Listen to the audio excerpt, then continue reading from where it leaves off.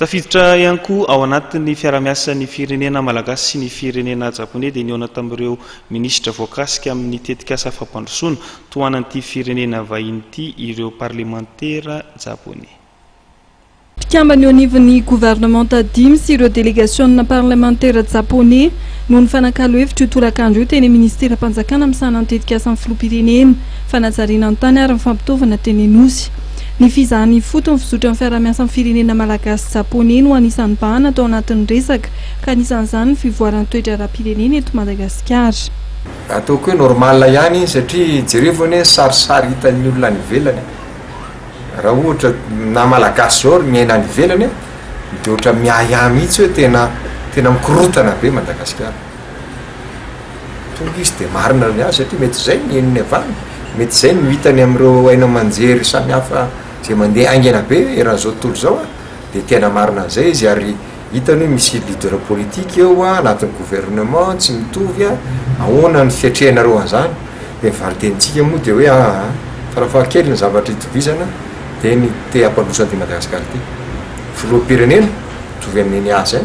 dia nanao politique d'ouverture izany hoe hiaraka mijery manana an'izay fahasahiana hiala ao anatin'izay fezina politique zay fotsiny fa mba te hiaraka amin'ny fampandrosoana dia afaka niaraka anatin'izay ka ataoko hoe za tsy de moro zay tsy lalana moro zay fa zay ny safidy dia atrehan'izay safidy zay dia mametraka an'izay tsika ka zay mamahay ny olona foana hoe le stabilité politique io ny fototra izy. Maro ireo tetikasa izay entin'ny fitondrana japonais manampy an'i Madagasikara ka anisan'izany ny resaka fototra-afitrasa, ny jona, fitaterana sy ny fambolena ary ny kolotsaina. Izay no anisan'ny antony niarahan'ireo mpikambana eo anivon'ny gouvernementa sasasasany nandray anjara tamin'ny dinika. Mba te hijery ihany koa zany izy an'ireo atao hoe zavatra nanampian'ny japonais ara-bola ara-pitaovana antsika tao anatin'ireo secteur maromaro voalaza teo na ny pêche, ny agriculture, ny culture, ny infrastructure, ny transport dia anisan'ny mba jerena zany reny ary zany tena anisan'ny asa lehibe parlementaire mihitsy satria mety volam-bahoaka any amin'ny reny nanampiany antsika dia te mba hita izany ahoana ny fampiasantsika an'izany vola zany dia voalaza teo moa zany fa amin'ny ankapobeny dia afa-po izy raha zavatra hitany tamin'ny taratasy hoe zao ny namezana vola Madagasikara ampiasay anaovany sekoly anaovany an'izao dia nahita maso izy dia atao hoe afa-po izy zany nanamafy ihany koa izy amin'ilay le zavatra lehibe tsara marina aloha dia tsy nanan'ny fanjakana japonais trosa mihitsy tsika malagasy zany hatramin'ny taona 2008 malalaka be zany fampirarana anatin'ny zavatra zay dia nisan'ny lehibe théorina dia le resaka extension ny portny Tamatavy io fampiresahan'ny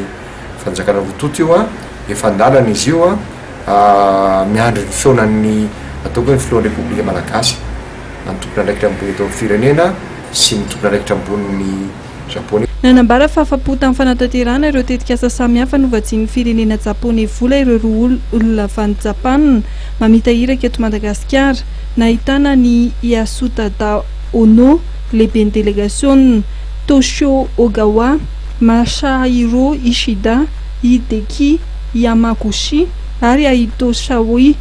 Andriamatoa Ruie Oshoyama suvoan'ny Japana eto Madagasikara no nanotrina azy ireo nandritra ny fiaonana n'androany tolakandro. Isy araka izany fanamafisana ny fiaramiasa amin'ny firenena roa tonta.